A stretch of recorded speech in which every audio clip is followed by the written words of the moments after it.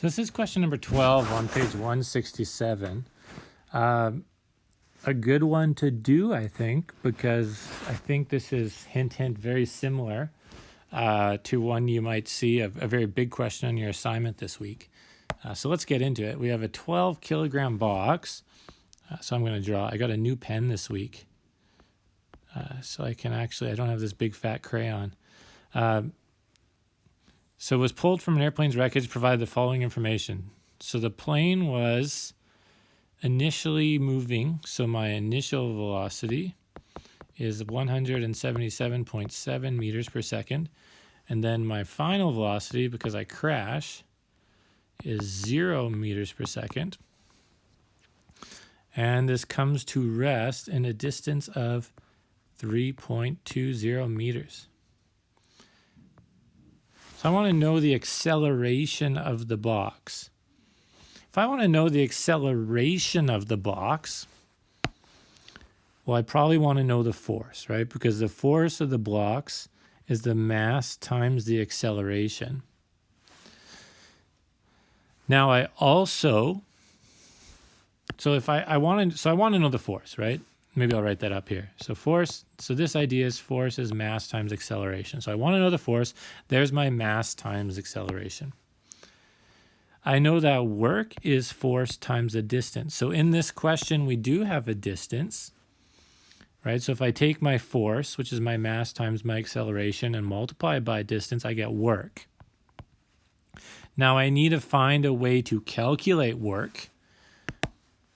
And in this question, probably want to use a change in energy, because I know that at the end, so at the end my kinetic energy is 0, and then at the start I had a certain amount of kinetic energy. There's a change in kinetic energy, which is equal to my work. So this is kind of the equation I want to solve this question. It is just work is force times distance.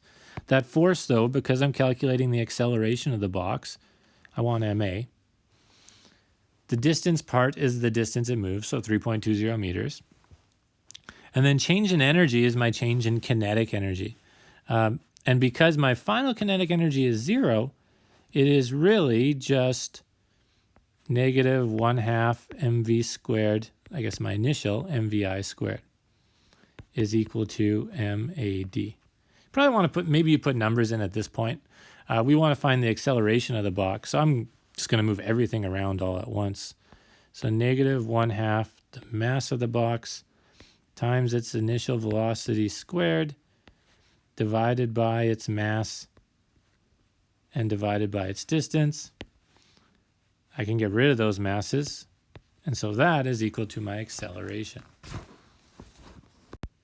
So I have my velocity, my initial velocity squared, divided by 2, divided by my distance of 3.2, and I get a negative value, negative 4.93 times 10 to the 3 meters per second squared. Now the reason why it's negative, right, is if the object is moving in this direction and we see the energy is decreasing, well then that means that we are doing work. Our work is in this direction, right? We have negative work being done. And so that shows up here as the negative vi squared. And that's what that negative means at the end, is it's a negative acceleration and we're actually losing that amount of energy.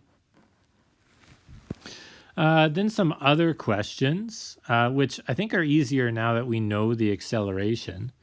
I think B and C now are a little bit easier. So the average force to get it to stop.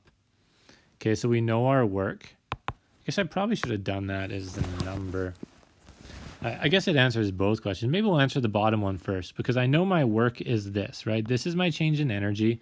This is my work. So when I just do, so 100, I guess I need this one here. So that's the work that's done. It's my change in energy. So it's really just the change in kinetic energy.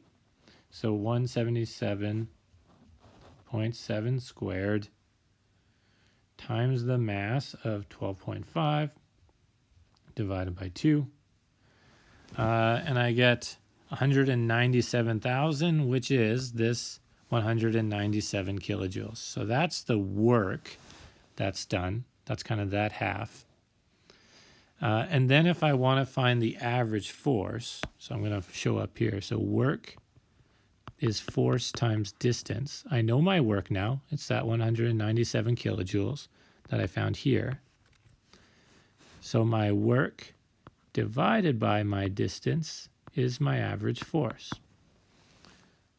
So my work, I have it in my calculator, 197,000 divided by my distance, 3.2, is 61.6 or 7, I guess. So I get 61,674, and it doesn't have it in newtons, so that would be negative because it's the opposite direction I'm moving. 61.7 kilonewtons, or 6.17 times 10 to the 4 works too. So that one's right too. So a lot going on. If you kind of got lost, maybe it's easier to just pause it and go back, because I did kind of add a lot in here. It got a lot messier than I expected. The hardest question is really the first one. I guess you could find acceleration just using your kinematics formulas. But if you could use it using kinematics formulas, then I guess, yeah, okay. So that's the other way you can do this, and maybe kind of the more direct approach is calculate acceleration using the kinematics formula. You have your distance, you have VI, you know VF is 0, find acceleration.